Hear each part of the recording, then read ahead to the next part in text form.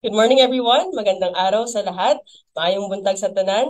Welcome to this year's Child Development Teachers and Workers webinar, Fostering Foundations from the Beginning.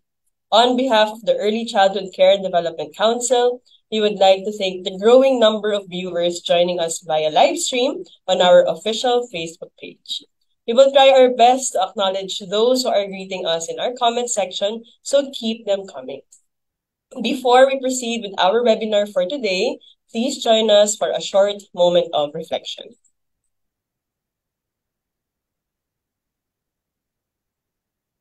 We come together as a community of ECCD service providers that represent the different parts of our country. We are thankful for these opportunities that provide us with a platform and space to share ideas, engage in dialogue, learn from each other. Help us see beyond our perspective and understand and embrace each other's contexts. We are thankful for leaders who put children at the forefront of their plans for today and the future. We remember those who are in need of help, children and their families, provide them with protection, comfort, and peace during these times. Again, good morning. I am Kara Uy of the Early Childhood Care and Development Council, and I will be your host for today's webinar. Shout out to local government units who are joining us via the comment section. We have CDWs from Rojas, Isabela, Madela, Quirino, LGU, Aringay, Bukawe, Bulacan, Lumban, Laguna. And I know for sure there are still CDWs who are logging in to our Facebook page and our official live. So just keep them coming. Our officers will collate your LGU's names later, and we will try our best to acknowledge and shout out to all of you. Now, this November, we are celebrating the 31st National Children's Month with its theme, Healthy, Nourished, Sheltered, ensuring the right to life for all. And in line with that is the 2023 Early Years Fair, building pathways of healthy foundations for every Filipino child and family. We are also celebrating the National Play Advocacy Week this week. Napakahalaga ng paglalaro para sa paglaki at pag-unlad ng mga bata. Kahit ako, mahilig ako maglaro noon. Naranasan kong umakyat ng puno ng bayabas, mapaltusan sa kamay dahil sa monkey bars, at tumakas at nagkukunya ring tulog na para makapaglangoy sa dagat. Now, the Council for the Welfare of Children has released its activities for children and even supported this with information on the benefits of play in the different domains of development. And we highly encourage you to visit their official Facebook page to know more about this. And the ECCD Council also has prepared activities for children in the coming weeks. Now, we launched the 2023 Early Years Fair last November 10th, and we saw the support of different government officials, government agencies, and non-government organizations. Their messages of support featured during the launch were all truly encouraging as part of the ECCD workforce. As our Executive Director, Dr. Teresita G. Inchong mentioned, collaboration between all sectors is important for children to reach their full potential. Local government units are essential in implementing and sustaining ECCD programs and initiatives. But most importantly, we experienced and felt the support of child development teachers and workers from all over our country. Alam po namin na kayo ang ilan sa pinakamasipag mag-share, mag-comment at sumuporta sa mga programa ng ECCD Council. Hindi nawawala ang pagbati sa comments o kaya ang pagtag ninyo sa isa't isa tuwing may bagong post ang ECCD Council. Kaya naman patuloy namin ginagawa ang Child Development Teachers and Workers webinar tuwing Early Years Fair mula nung sinimulan ito noong 2021. Pero meron pang isang na malaki at patuloy ang suporta sa ating mga child development workers and teachers at iba pang mga ECCD service providers. At this point, let us watch the ECCD Council's Acting Deputy Executive Director, Mr. Romel J. Isip, for his opening remarks.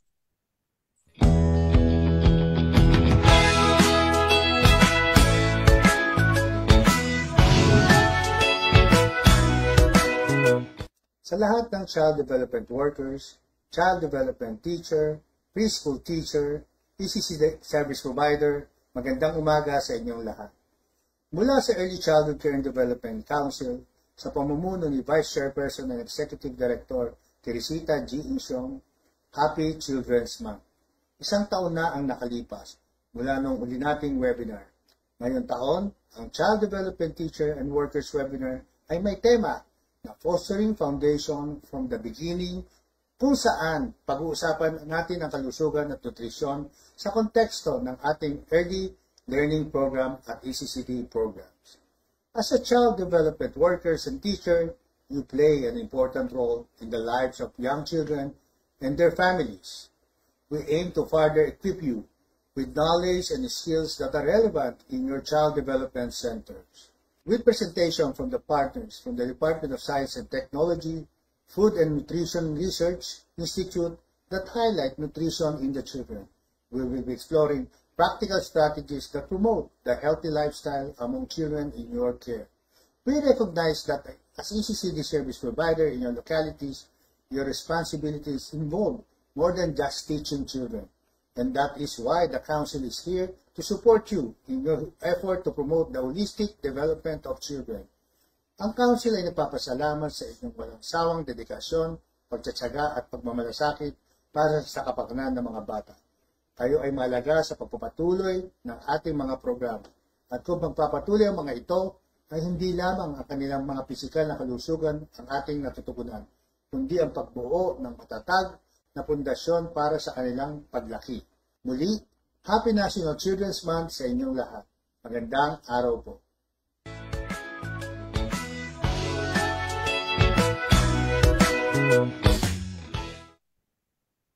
Thank you, Sir Romel, for your continued support to child development teachers and workers.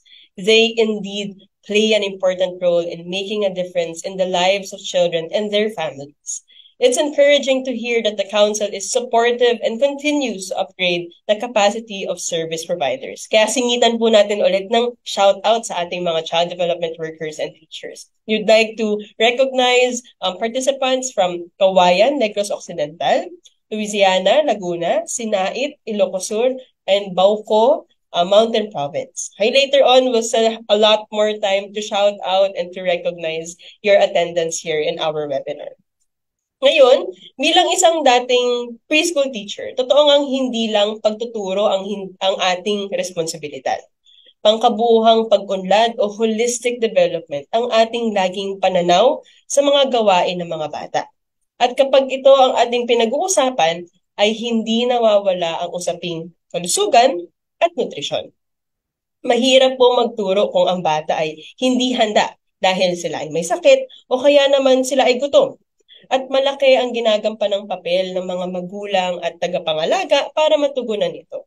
Napapanahon rin ang ating webinar para sa ating mga service providers tulad ng child development teachers, child development workers, and other preschool teachers.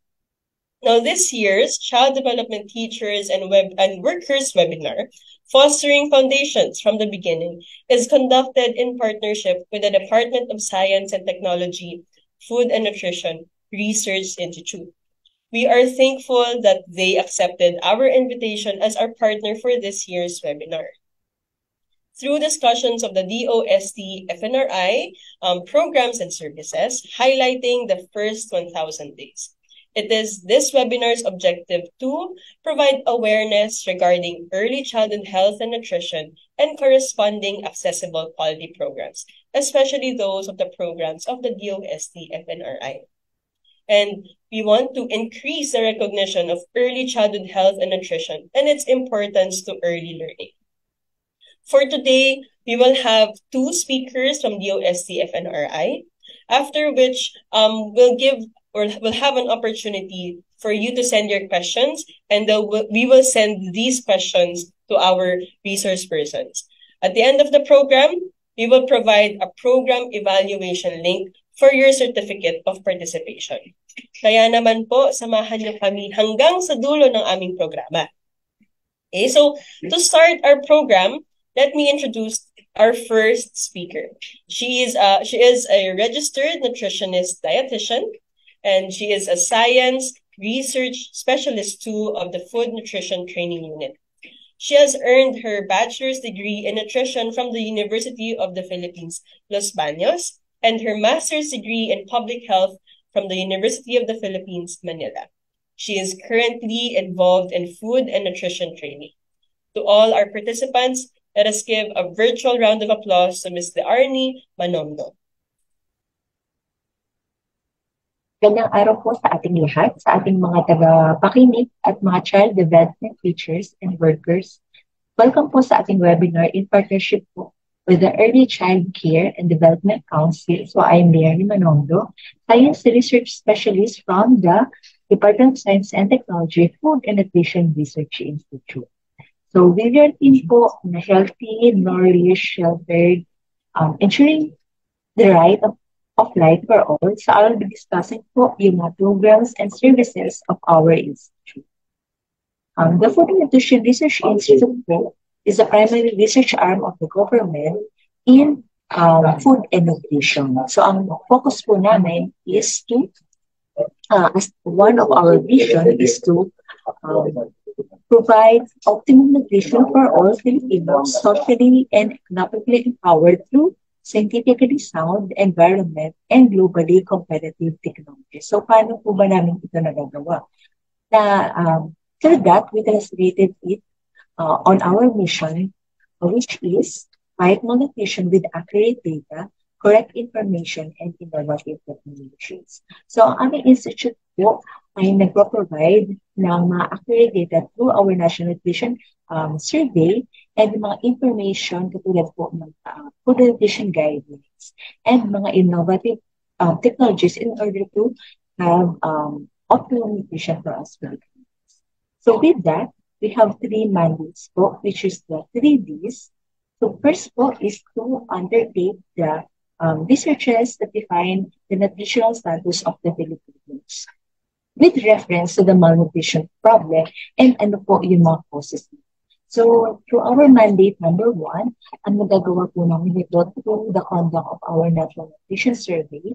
So, mag-discuss po natin mamaya ano po yung nakapulot sa ating nutrition survey. So, at pangalawa po sa ating mandate is to develop and recommend policy, option, strategies, and programs and projects for the implementation of appropriate agents. So after knowing ano po yung accurate data through the National Nutrition Survey, so nide-develop po kami at nire-recommend ng policy para masolusyonan po ang malnutrition problem na in-identify natin sa ating National Nutrition Survey. So after that, after recommending and developing the policies, we have our third D, which is the diffuse knowledge and technologies in food and nutrition and provide science and technology services to relevant stakeholders. So mamaya po, mali-discuss po natin ang programs and services na nakapaloob po sa ating mandate number 2. So ang aming core values po is first, excellence, oriented, teamwork, and sincerity. So this is our organizational chart. We are led by Dr. Imelda Angeles Atepa, our director for the DOSF and RA. And then, meron po kami 4 na divisions within our institute. So first po is the Nutrition Assessment and Monitoring Division headed by Ms. Shermaine Duante. Nutrition and Food Research and Development Division headed by Juan Rosemary Duan. Technology Division and Science and Technology Services Division headed by Dr. Winfredo Sales and Pinacil Amric Division headed by Sir Alex Ortiz. So with that po, atin na po i-discuss kung ano po yung mga programs and major programs na ating institution. So we have 5 major programs, namely, first po ang ating Nutrition Assessment and Monitoring. So dito po, ang FNR po ay nagko-conduct ng regular monitoring of the nutritional status of all Filipinos in order to identify kung ano po yung food consumption nila, and then the type and extent of malnutrition and nutrition-related disorders, and ano po yung mga causes ng malnutrition na ito sa ating mga Filipinos. So this is a 3-year rolling survey So for today, since ito po ay 2023 na, so we have um, the next expanded national nutrition survey, so ongoing nutrition. So ito po ay kinoconduct sa 81 provinces all over the country, mula Luzon, Visayas, Mindanao, 33 highly urbanized cities and other areas. So the results of the ENNS will serve as scientific basis po and guide sa ating mga nutrition officers and mga frontline workers tulad po ninyo, mga PNAs, mga barangay nutrition scholars, and mga BHWs po in order to implement and evaluate yung mga nutrition programs po sa inyong mga area or region. So ano po bang nakapaloob or ano pong makikita niyo sa aming National Nutrition Survey?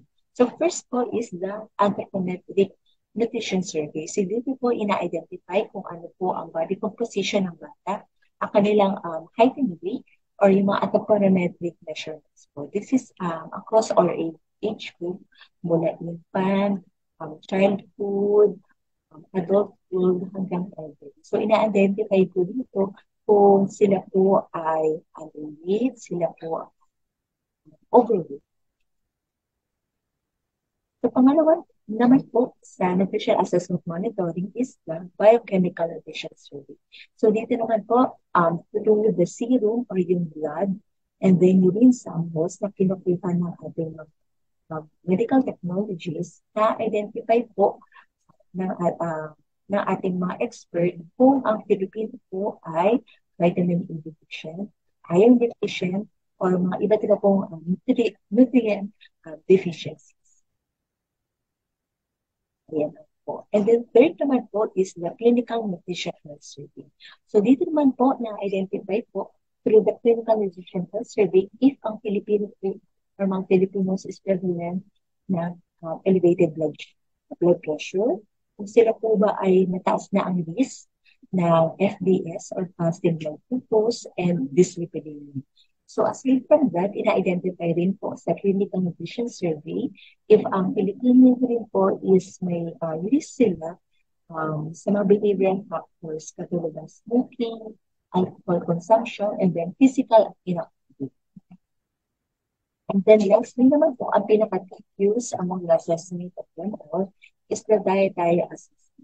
So dito naman po, ina-identify po ng ating mga nutritionist dietitian kung ano po yung quality and quantity of the food and nutrient intakes na ating mga household.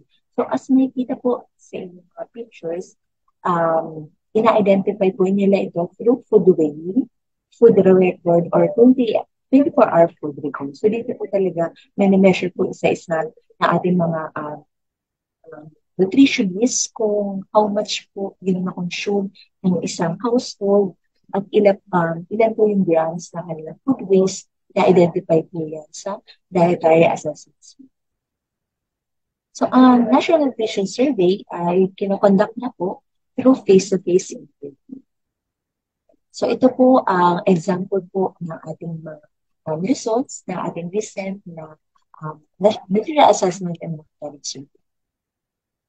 Again po. So these results are always available po sa ating viewers sa FNRI website. So pwede po maging basis po na mga data na nakala all over the country ng iyong mga nutrition plans and programs sa inyong mga respective regions. So ito po example ng mga data na ating nakita sa ating National Nutrition Survey. So makikita po nito, meron na tayong double burden of malnutrition. So ano po ba sabihin ng double burden of malnutrition? Dito po, dalawang uri na po ng malnutrition kami makita sa mga adults 20 years old and so makikita po na aside from the chronic energy deficiency, which is decreasing in health, tumataas po ang prevalence ng adult sa overweight and obesity. So from 1993 up to 2019, tumataas po ang kanilang prevalence ng obesity. So nagkakaroon po tayo ng double burden of malnutrition. So aside from that, this is pinapakita rin po ng highway circumference, which is translated in this our presentation, na mas mataas po ang risk ng mga female ng highway circumference compared po sa family. So, ibig sabihin rin po niyan, mataas po ang prevalence ng mga obesity compared sa mga poor individuals. So, aside from the National Nutrition Survey, we also conducted the Rapid Nutrition Assessment Survey during the COVID season. So, dito po in-identify ng ating mga expert kung ang Pilipino po ba is food secure during the pandemic. So aside from the National Nutrition Survey na ating programa, kami rin po ay nagde-develop mga nutrition standard and tools and guidelines to improve the nutrition status of the Filipino population through the publication materials na akin pong evaluate. So sa pinaka-popular po namin na publication material is the PDP. Sa ang pag-implement po ay pwede niyo po maging basis ng pagtuturo sa ating mga kabataan, sa ating mga children, on the proper portioning of food items sa ating grow, and second plan, so itong mga mga research findings na ito ay disseminate natin through the publication and distribution of food and technology nutrition information materials. Katulad po. These materials are available at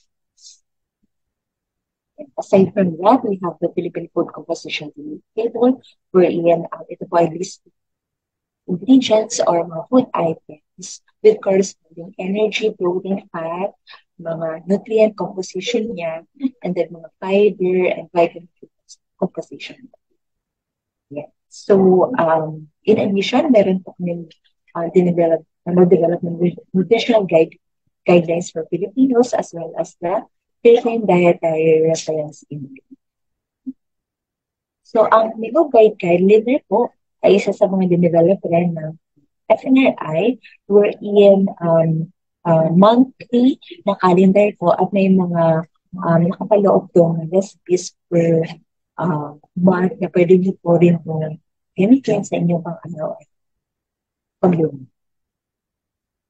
So, isa naman po ulit sa major programs ng DOST-FNRI is the Food, Science, and Technology Division. So, ito po ang mga examples ng aming mga na-develop food items. So, these are the examples of our nutrition food. So, makikita po ninyo na mga kailangan, which is our brown rice, and then yung mga rice milkers and yung mga fruity nutrients. So, ito po ang mga examples or these mga examples ng aming mga na-develop po na food nutritious or fortified food. So, itong pinapakita namin po is pwede rin po kayong makakuha sa ating mga license ng mga suppliers. So, yung mga listahan po ng ating mga license na manufacturers are available po sa ating DOST.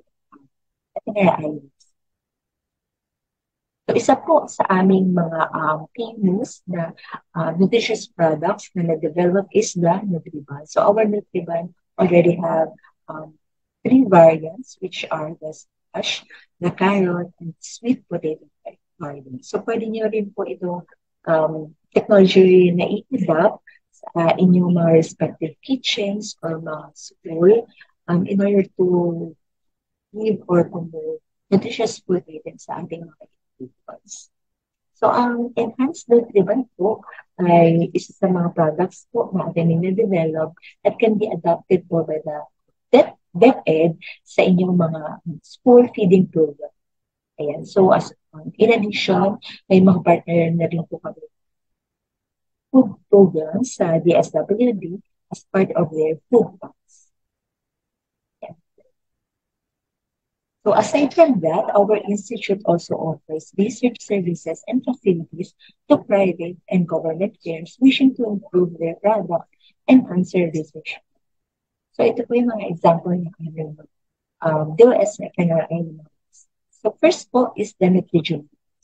So dito po, ang aming laboratory na ito ay ini-investigate po ano po yung possible link ng diet and gene that can be present in order to know or understand ano po ba yung mga micronutrient deficiencies and mga non-communicable disease na this sa isang particular age group.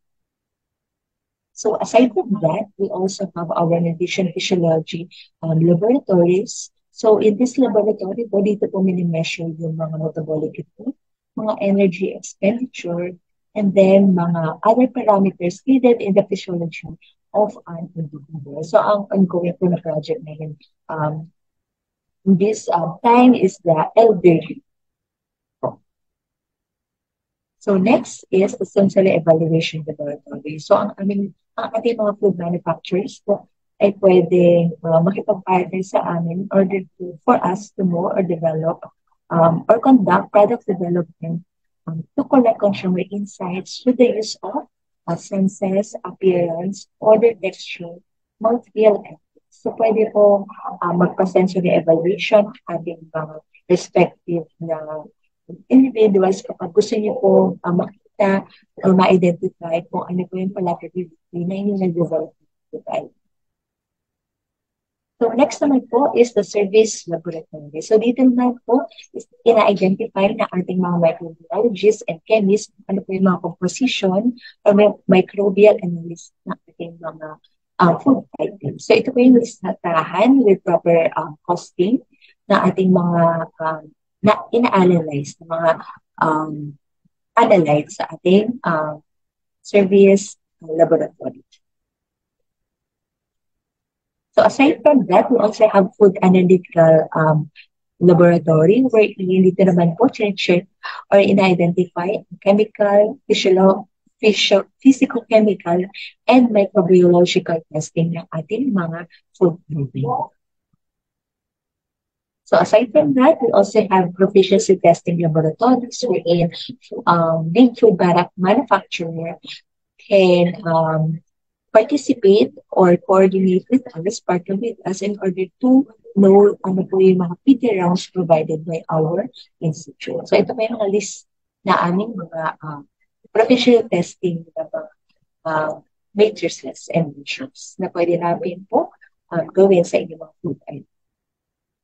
So aside from that, we also have our in-house pilot plant wherein it provides more small to medium scale entrepreneurs wishing to start a food processing enterprise. So if meron po kayo, willing po kayo mag-adopt na maaaring mga technologies or gumawa na yung mga food items, so pwede nyo pong i-rent ang aming facility na ito para makapagsimula sa pag-produce at manufacture na inyong respective technologies.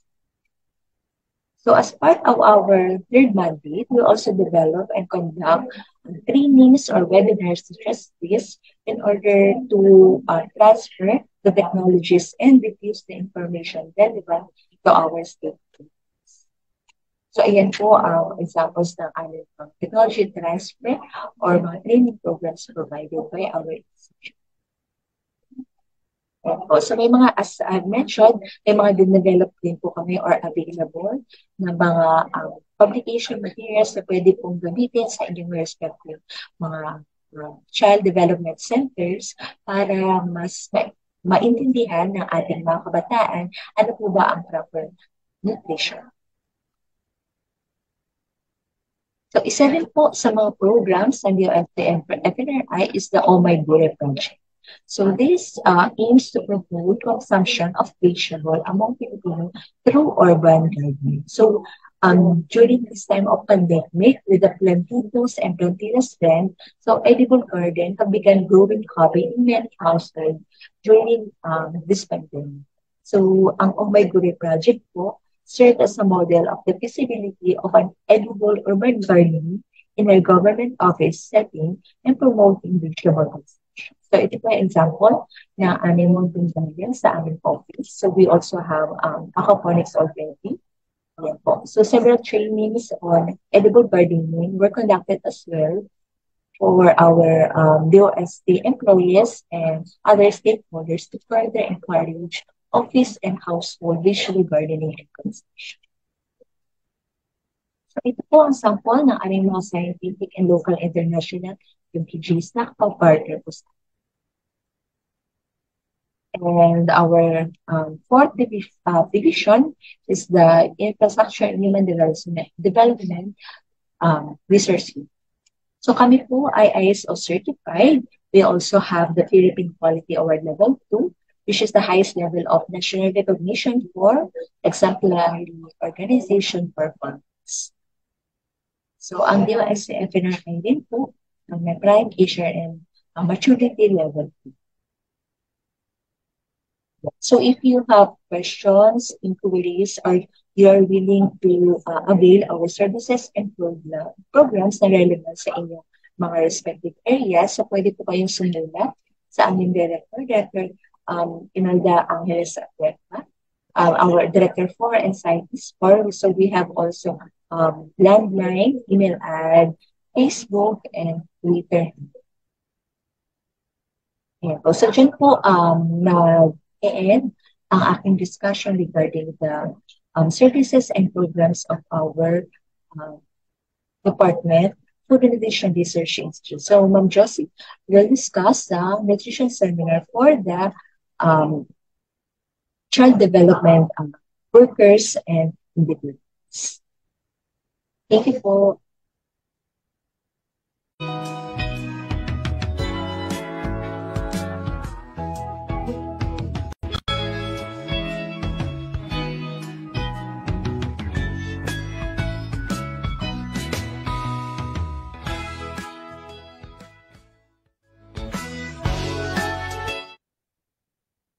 Thank you, Ms. Leia, for presenting to us the programs and services of DOST-FNRI.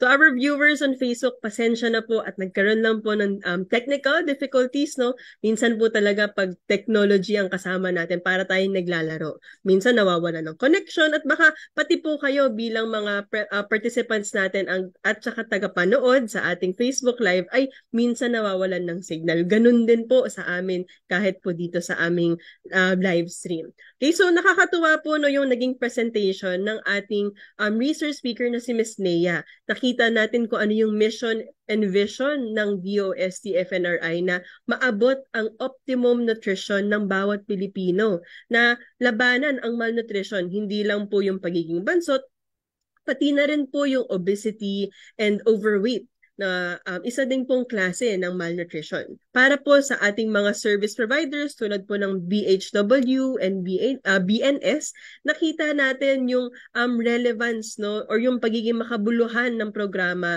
ng DOST-FNRI dahil nakikita natin yung body composition ng mga bata at inaaral natin ito at ano pa yung mga posibleng maging behaviors, no, ng mga bata at pati na rin ng kanilang mga pamilya. Kung hindi niyo po napansin, doon po sa technology transfer na ipinesent po ni Ms. Leia ay meron pong ipinakitang recipe book for supplementary feeding program. At bilang isang trainer po sa mga CDWs and CDTs, alam ko po isa ito sa mahalagang programa sa inyong mga child development centers.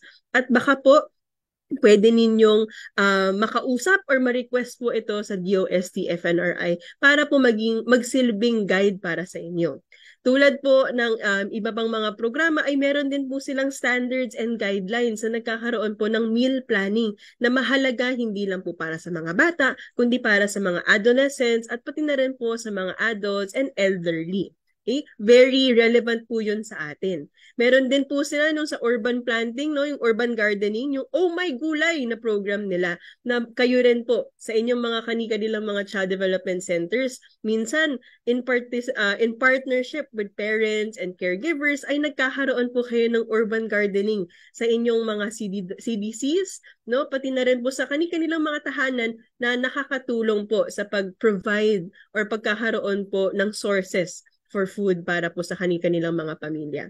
Now, Ms. Leia, at the end of the presentation, ewan ko lang po kung, or hindi ko po sigurado kung na-take note niyo po, ay sabi po, kung kayo po ay may request para sa training or for other information, ay pinesent niya po na magsunat lang po tayo ng letter addressed to Dr. Imelda Angeles Agdepa.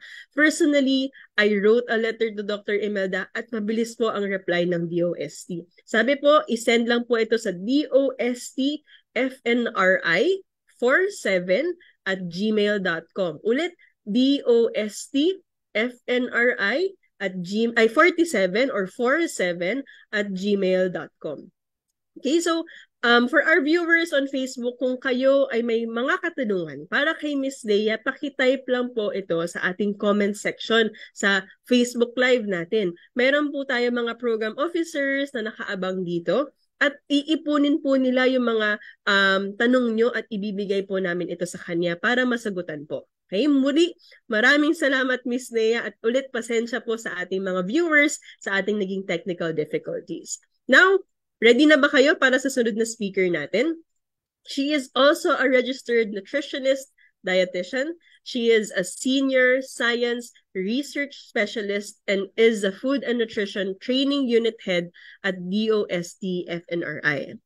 Equipped with her diploma course in community nutrition from the University of Indonesia and her master's degree in nutrition and health from the Wageningen University and Research Center in the Netherlands. She is involved and has experience in nutrition communication, research, and training. To all our participants, to present importance of the first 1,000 days and its program, help me welcome Ms. Josefina T. Gonzalez.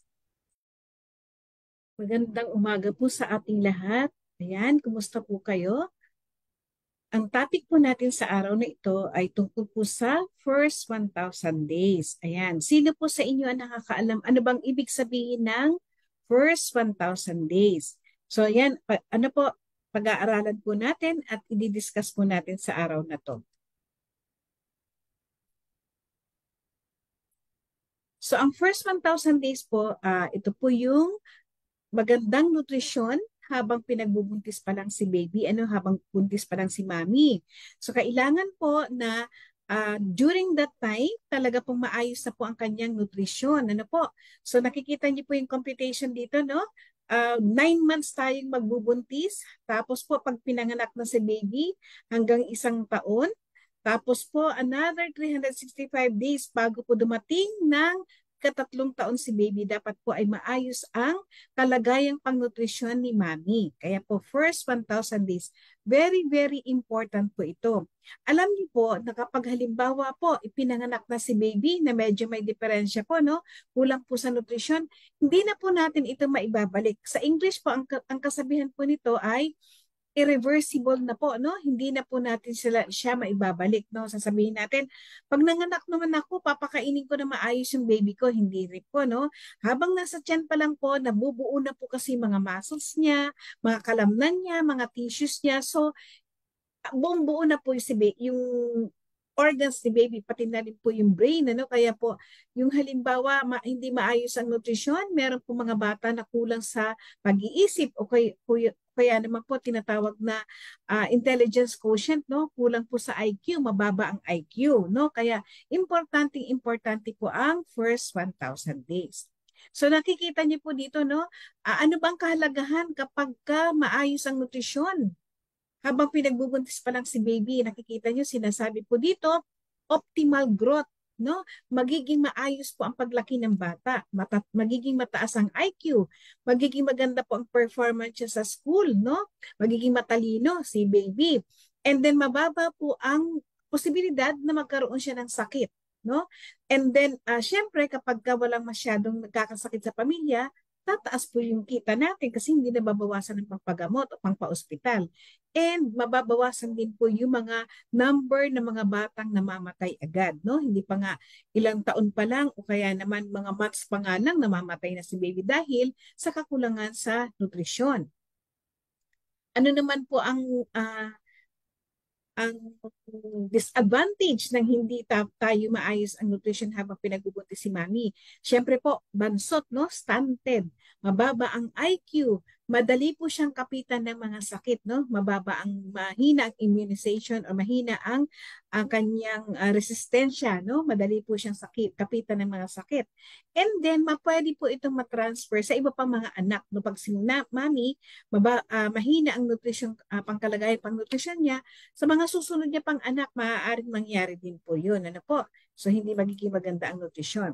So pag sinabi pong yung first 1,000 days na yan, ang kahalagahan po niyan, adequate nutrition, kailangan pong sapat na magandang nutrisyon habang pinagbubuntis pa lang si baby hanggang sa ipinanganak. Pinanganak mo na siya at papadedehin na natin. Lactating women. Po, importante po na pag pinadede si baby, malusog pa rin si mommy. Po. Ayan. At the same time, madedede niya po yung mapapunta po sa suso, yung sa gatas, yung magandang nutrition, yung maayos po ang kanyang kinakain, for example. And then, makakaroon po tayo ng exclusive breastfeeding kasi marami pong nanay na nagsasabi na, ay, wala akong gatas, kulang ako sa gatas kasi nga po, hindi maayos yung nutrition niya. So, hindi po nagpo-produce yung ating mamariglan, yung ating dede ng maayos na gatas o good quality ng milk, no? So, importante po yun, no? Kailangan po natin ang exclusive breastfeeding hanggang 6 months. No po, hindi po pwedeng puro exclusive breastfeeding lang hanggang 1 taon. Kailangan po ng baby na pakainin na after 6 months, no? Kaya po nakikita nyo, continued breastfeeding hanggang 2 years old and beyond, pwede pong umabot ng 4 na taon, pero pagkatapos ng 6 months, meron na tayong ibibigay na complementary feeding. Ayan. So sabi nakalagay dito, appropriate tamang complementary feeding, no? Kasi po marami po sa atin ang mga nanay na hindi alam, ano nga ba ang ipapakain ko sa baby? No, pagkatapos ng 6 months, kung ano-ano ang isinusubo, andyan yung bigyan ng mga chips, painumin ng mga soft drinks, sumaling-mali po yun. Mamaya po pag-uusapan natin yan. And then, sinasabi natin na merong nutrition complemented with early childhood care. So, kailangan po na habang lumalaki si baby, natuturuan si mami kung paano ang tamang pag-aalaga. Po, dahil po, pag hindi po tama ang pag-aalaga, baka po lalong hindi maging maganda ang paglaki ng baby natin. Po, yan. So, dito po sa Pilipinas, okay po ba tayo? Maayos po ba ang tinatawag natin na first 1,000 days? Nasusunod po ba ito? Yan. Ito pong ipapakita ko sa inyo mga data o datos ay galing po sa aming National Nutrition Survey. Ang nabanggit po sa inyo kanina ni Lay, doon po sa kanyang lecture, mga ginagawa ng DOST-FNRI, ay isa lamang po yung pagsasurvey. So, importante po na malaman natin ano ba yung mga kahalagahan ng tamang pagpapadede, tamang pagbibigay ng complementary feeding. Po? So, ngayon, umpisahan natin sa pagbubuntis. Siyempre, ganun buntis muna. Tapos, dito po sa data natin, makikita natin na marami pa rin po ang mga nanay na merong hindi magandang kalagayan pang-nutrisyon habang siya ay buntis, no? Nakikita po dito, ito pong survey namin na isinagawa po simula po noong 1998 actually hanggang 2019. Po, meron na rin po kaming bagong data pero hindi pa po natin nailalabas. So nakikita po dito na yung mga nanay na may problema pagdating sa nutrisyon, makikita niyo po dyan yung prevalence. Ibig sabihin marami, no? So, nakikita niyo po, simula po nung 1998, medyo mataas hanggang sa bumaba na po yung mga nanay na meron pong problema sa nutrisyon. Next po ay, makikita rin na po natin dito, no?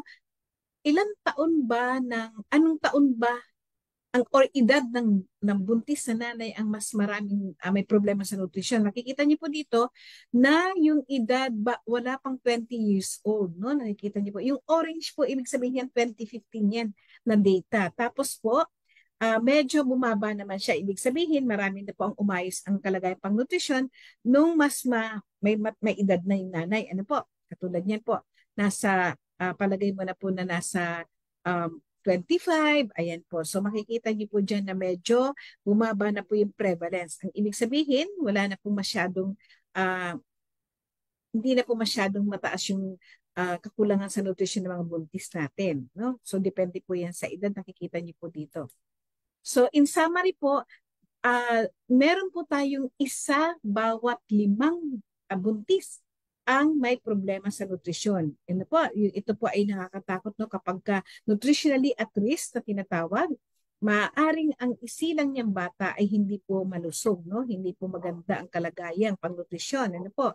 And then meron din po mga nanay na may anemia.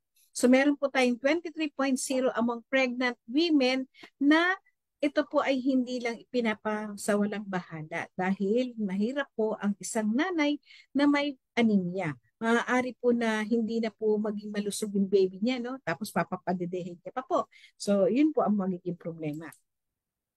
Pagdating naman po doon sa mga bata at doon sa mga young children, ayan po yung mga infant, no, mga baby pa lang na 0 to 23 months. So bago po siya di ba po, bago po siya magdalawang taon, ano po?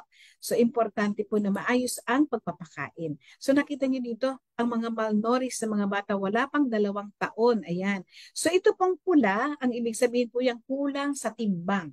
No, ito po naman na blue, ito po yung stunted, kulang po sa height, no? Bansot, ano tinatawag natin. Ito naman pong green, ito po yung wasted, mga sobrang payat na mga bata.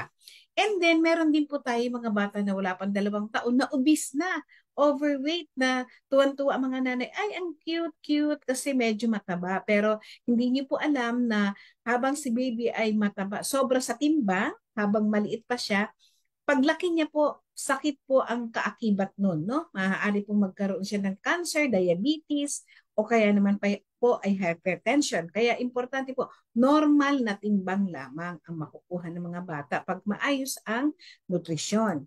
Ayan. So, tingnan natin by age group naman. Anong mga bata naman ang may stunted o kulang sa taas, no? Yung mga bansot. Na, sinasabi po dito sa nakikita yung sa picture, meron po tayong 1 taon hanggang mag 2 taon siya. Pataas po yung prevalence ng stunted, no? Kaya importante pong inaalagaan ang mga bata kasi yan po yung malaki na sila, medyo kailangan na po ang mga tamang pagkain. Ayan. And then tingnan naman natin yung stunting doon sa mga wala pang 2 taon, pagdating naman po doon sa sex, no? Nakikita po dito na mas marami pong lalaki ang stunted or bansot kumpara po sa mga babae. Pagdating naman po sa kung saan nakatira, sa urban ba, sa probinsya ba, o sa city or sa Manila, halimbawa, sa urban, kung halimbawa nasa medyo anong lugar, ano po, hindi sa probinsya, nakikita natin na mas marami ang stunted doon sa nakatira sa mga rural areas. Pagdating po doon sa wealth status, syempre po mas mataas ang bansot doon sa mga medyo mahirap na pamilya, no? Poorest. Ayan, makikita po natin yan. Syempre po, kulang tayo sa pagkain, sa tamang nutrisyon. Ayan. So pagdating naman po sa kakulangan sa timbang, underweight, no?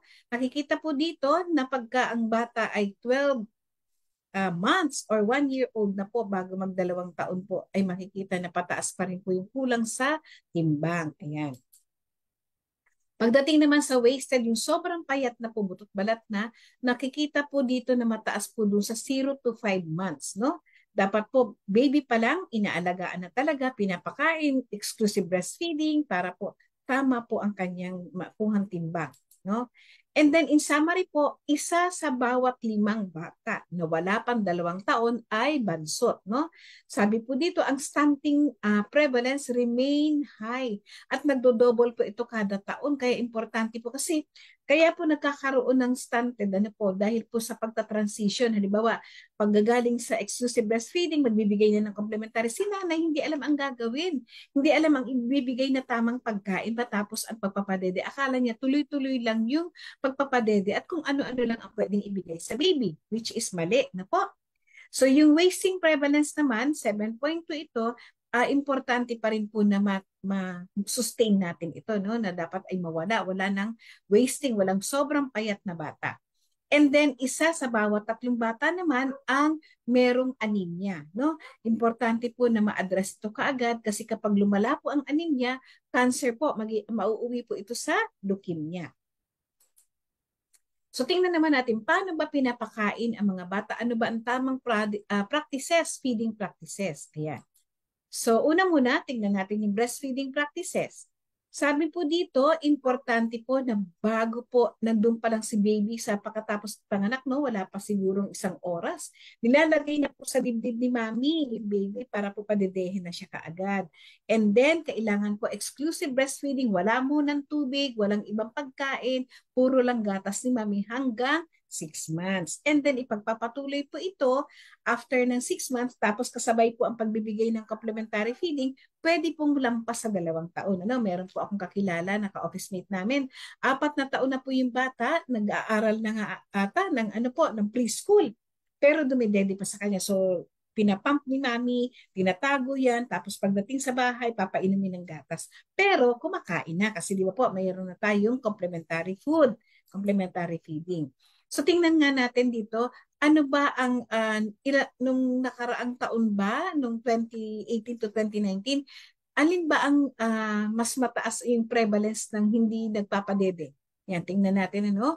So nakikita po dito nung 2013, yan, nakikita po dito na may marami pong mga bata na hindi agad-agad pinapadede. Nakita nyo mataas 77.1. Tapos po mataas pa rin nung 2015. Ayan. So yan po yung hindi agad-agad pinapadede, no? Dapat within an hour after manganak, ipapadede na si baby. And then tingnan natin yung exclusively breastfeed naman. Tingnan natin. Sabi po dito ay medyo okay naman noong 2013. Ayan, makikita natin. Tapos maganda naman po ang pag-exclusive breastfeeding noong 2018 hanggang 2019. Ayan po. And then proportion na exclusive breastfeeding under 6 months. Ayan. So ilang taon ba nakikita nyo pagkadating ng 5 months? Ayan, mababa na syempre siya. No? Hindi na pinapadede. Dapat po hanggang 6 months. No? Yan. So medyo kakulangan 32.1. Bumababa siya. Dapat po ma-maintain natin. No? Simula 0 hanggang 6 months. Kasi yan dapat exclusive hanggang 6 months. And then nakikita natin dito yung proportion ng mga Filipino infants na exclusively breastfeed from simula ng baby pa, yung after panganak hanggang sa 6 months, mas mataas, umayos naman siya. Kasi maganda na po, no? Noong 2018-2019, tumaas na po yung proportion niya. And then po, ano man po yung pagdating po doon sa hindi talaga nabi-breastfeed o kaya naman exclusive breastfeed ng mga bata. Tingnan nga natin. Yung exclusive breastfeeding, ito yung blue line. Tapos yung ever breastfeeding, ito yung red line. Ano po, makikita natin na bumaba noong 2018-2019. No? So, dapat masusustain pa rin natin yan. Okay? So, tingnan natin yan. Yung nagko-continue, nagpapatuloy-tuloy na breastfeeding 1 year hanggang 2 taon. Tingnan nga natin. So, medyo bumaba. Nung 1 year old pa lang si baby, medyo bumaba noong 2019 kasi naging 52.4 na lang. And then, nung 2 years old na naman siya, bumaba pa rin. No, dapat ay hindi, okay pala. Tumaas po siya. So, 2018-2019, okay na siya, no? Patuloy pa rin palang nagpapadede ito, no? So, 2 years. Okay. Kasi, ito po yung violet natin. 2018-2019, naging 33.6, no? Ang nag-continue. Okay naman po. So, pagdating po sa complementary feeding indicators, kailangan po natin na i-introduce yung complementary after po ng 6 months, no? Diba po, after na exclusive breastfeeding, magpapakain na tayo. So meron po tayong tinatawag dito na minimum dietary diversity. Ito po yung tinitingnan na hindi lang basta nagpapakain pero yung quality. Yung pinapakain ba natin maayos, no? Tama ba nakukuha natin yung nasa food groups na recommendation? And then meron tayong minimum meal frequency, gaano kadalas, in quantity. Gaano kadami, no? Gaano kadalas, mamaya pag-usapan natin yan. And then, meron tayong tinatawag na minimum acceptable diet. Ito po yung combination.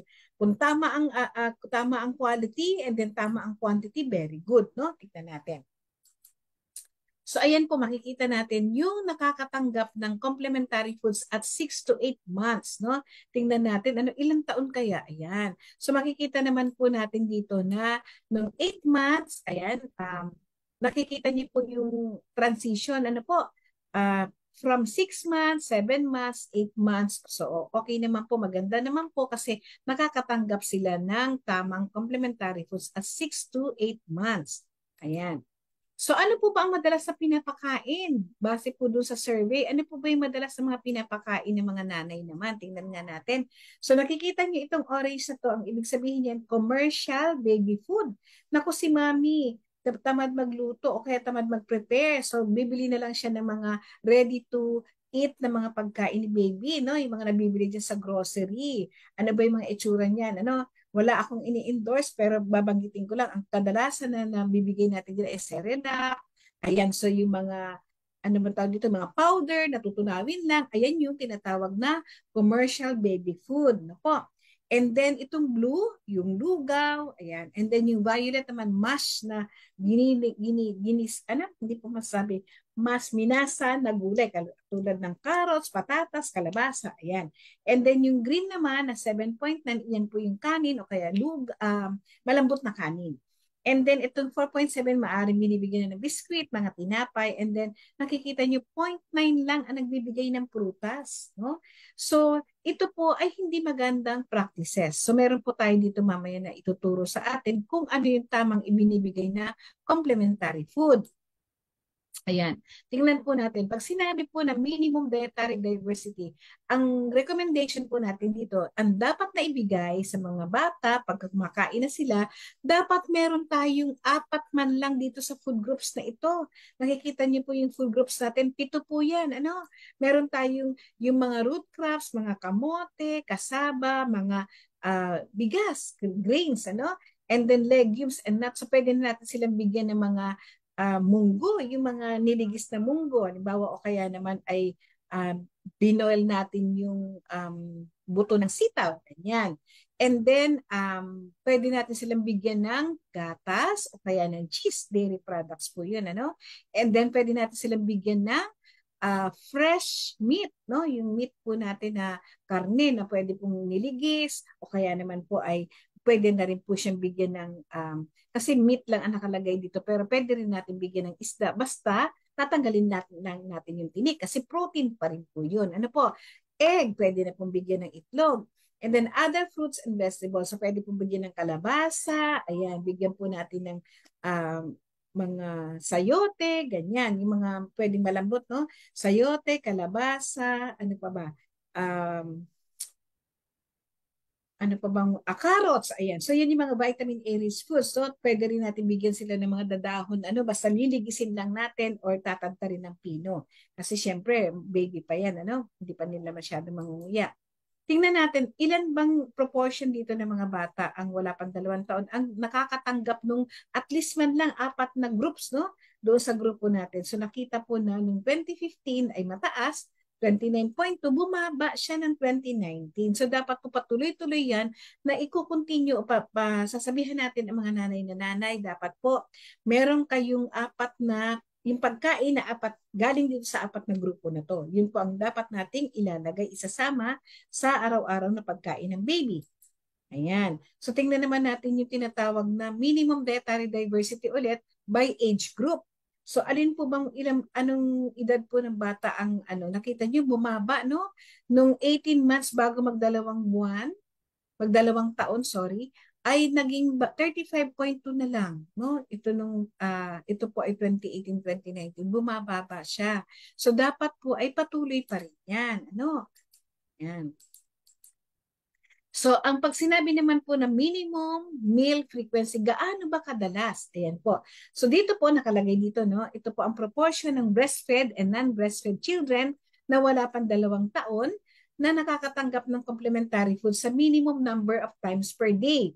So, meron po tayong ditong description, 2 beses daw pag ang bata po ay 6 to 8 months lang na pinapadede, breastfed. 3 beses kapag breastfeeding yung bata na mas mataas ng edad, 9 months hanggang bago mag-2 taon, 23 months. And then 4 na beses doon sa mga hindi pinapadede, no? Na meron pong 6 months. Yan, tingnan natin ang resulta ng survey natin, tingnan natin. So makikita dito na bumaba kasi dapat po noong 2013 ay 94.1, nung umabot na po tayo sa 2018-2019, naging 90.6. So dapat po ay tuloy-tuloy ang tama po ang quality or quantity, yung number of times, no? Dapat ilang beses. Okay? So, ano naman po yung minimum acceptable diet? So, ito naman po yung proportion ng children na 6 to 23 months na pareho nilang na-meet yung requirement. Parehong na-meet yung halimbawa, tama ba na meron silang 4 na grupo dun sa 7 groups? na sinasama sa pagkain? At tama rin ba na ilang beses siya pinapakain? Ayan. So ayon po dito sa survey, sa resulta, bumaba din noong 2018-2019. Dati po ay 18.6 ang mga bata na nakakatanggap noon, na nakakamit ng requirement. Naging 11.7 na lang. So dapat po, dapat ay ma-maintain po natin ito habang tumatagal po ang panahon. Ano po? Dapat po ay susundin ito. No? So makikita din natin dito na nung 6 to 11 months ang mga bata, ang baba, no? Hindi nila namimit ang requirement. So 4.2 ito. So ito yung mga bata na importanteng dapat ay na-meet yung requirement kasi palaki sila ng palaki, no? Tapos saan bang banda ng wealth status, no? Makikita naman po natin na ayos naman kasi doon sa mga may kaya, na-meet nila yung proportion na yon o yung requirement kasi may means po sila, may opportunity sila magawa ito at may pagkakataon sila magawa ito. Ano po? Ayan, so tingnan natin. Sa summary po, ang sinasabi po natin dito, no, although yung early breastfeeding initiation and exclusive breastfeeding ay na-meet na common feeding practices, pero yung rate ng breastfeeding exclusively until 5 months mababa, no, at 32.1. So, kailangan pa rin po na biruin mo ang inaabot ng bata ay 4.4 months lang. So, dapat po umabot siya ng 6 months na exclusive breastfeeding. And then pagdating naman po sa complementary feeding, ayon po dito, mababa po ang adherence to sa tinatawag natin na guidelines. Ito po yung infant young children feeding recommendations, no? Mababa po. 8 out of 10, yung mga bata na 6 to 23 months, nakakatanggap nga sila ng timely introduction ng complementary feeding. And then 8 out of 10, yung mga bata na yan, ay hindi nila na-meet yung tamang requirement ng minimum dietary diversity.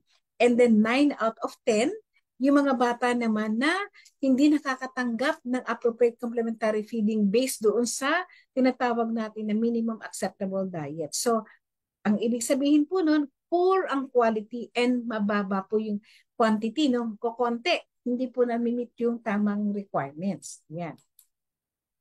So doon na po ako nagtatapos na po. So ang huling pananalita ko lamang po ay sana po ay itong napag-aralan natin ngayon ng mga nanay or mga ating mga counselor, yung mga breastfeeding counselor natin dyan, o yung nagkakandak po kayo ng feeding program.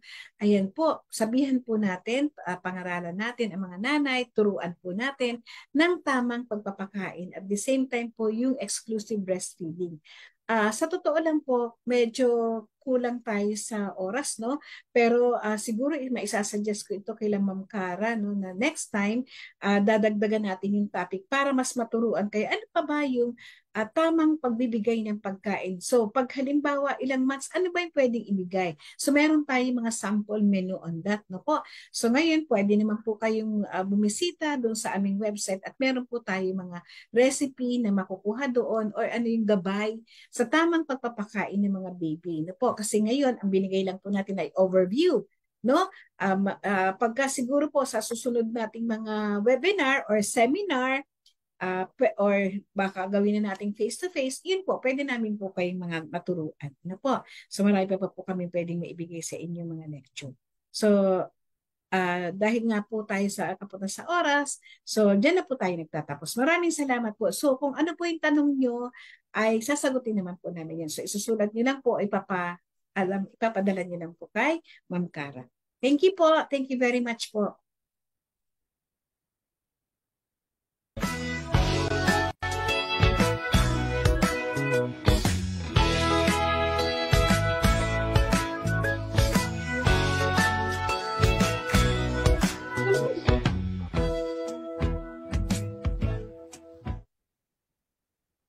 Thank you, Ma'am Josefina, for presenting to us the first 1,000 days and the relevant data and information through these times of the children's life.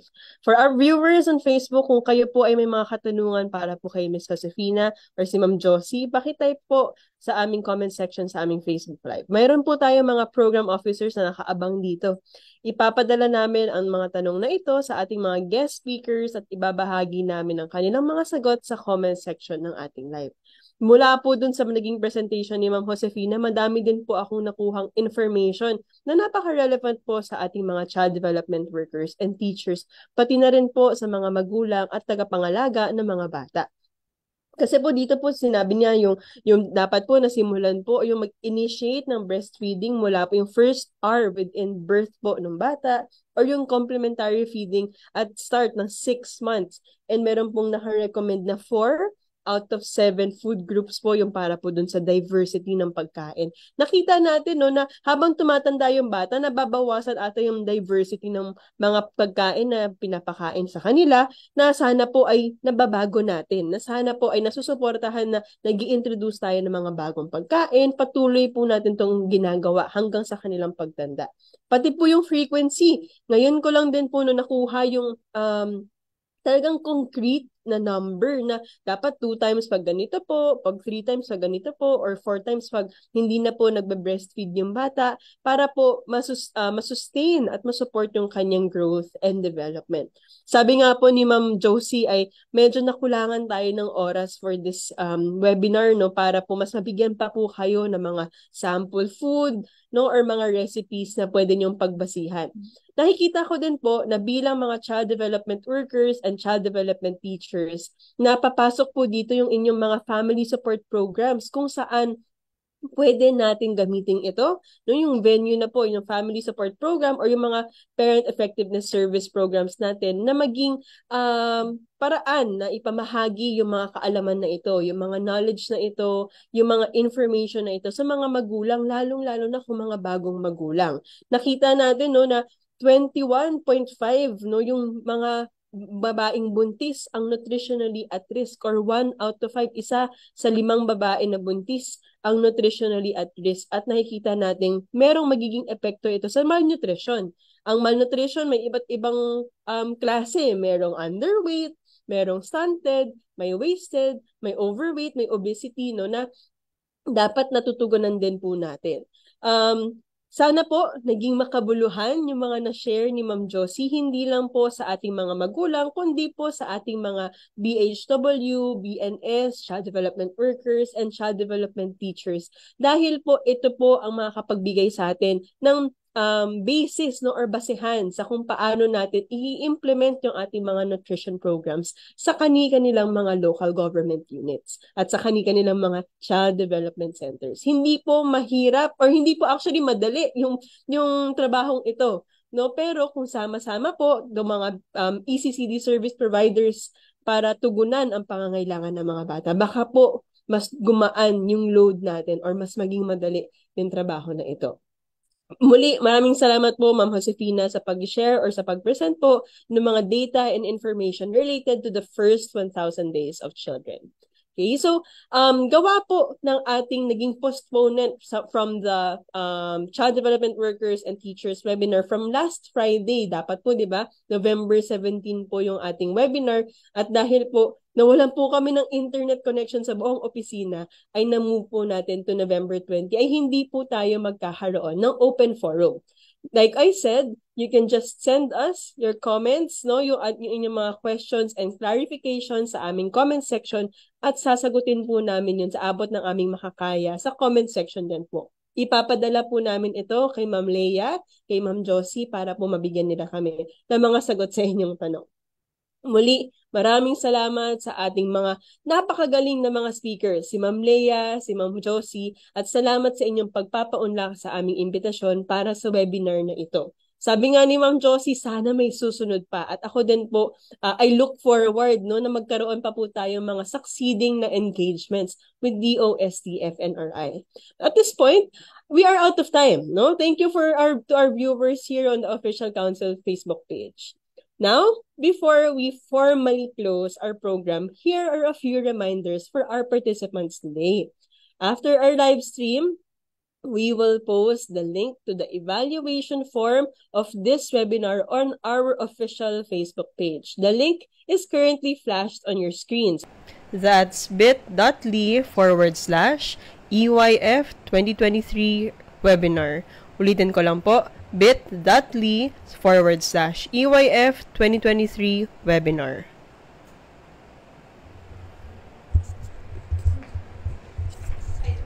yun po ang magiging link natin para po sa ating evaluation form. Okay, siguraduhin lang po na ito po yung i-input nyo po. Ito po talaga yung pinakaabangan ng ating mga ECCD service providers. So please make sure to provide all information on the form, especially your active email address. We will be sending your certificate of participation to the provided email address. All details for the certificate will be based on the form, and the form will be open for 3 days until Wednesday, November 22, 11:59 p.m.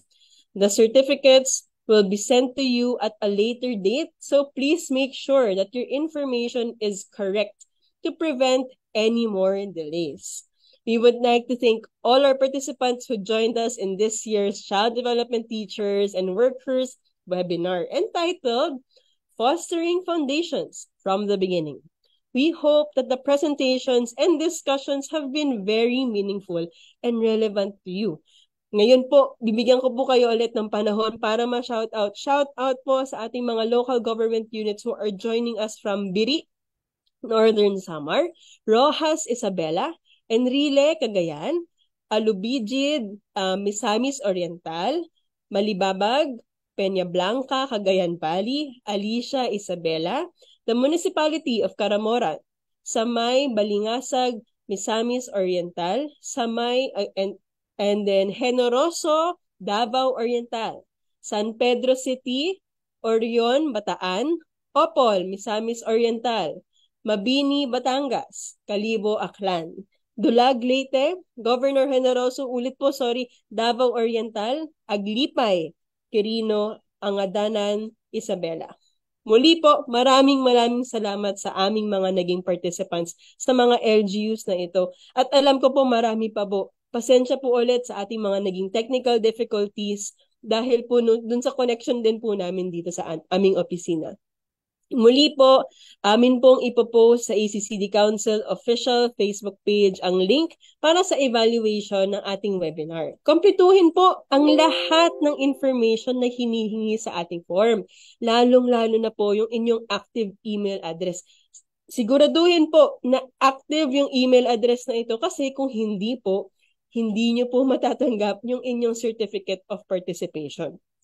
Mananatili pong bukas ang form na ito hanggang November 22, 11:59 ng gabi. Again, this has been your Child Development Teachers and Workers webinar host, Cara Uy, and it was a fun and exciting at nakakakaba na experience to be finally your host. Lagi po kasi akong nasa backstage sa dati nating mga early years fair. Now, come join me again in this Friday's Barangay and Local Social Welfare and Development Officers Summit, November 24. Abangan po sa aming official Facebook page ang mga detalye tungkol po dito. Ang imbitado naman po dito ay ating mga MS, mga CS at PS at ECCD focal persons. Pero pwede pa rin pong sumali ang ating mga child development teachers and workers and other ECCD service providers. Now, may you have a healthy and nutrition-filled weekend or actually the rest of the week.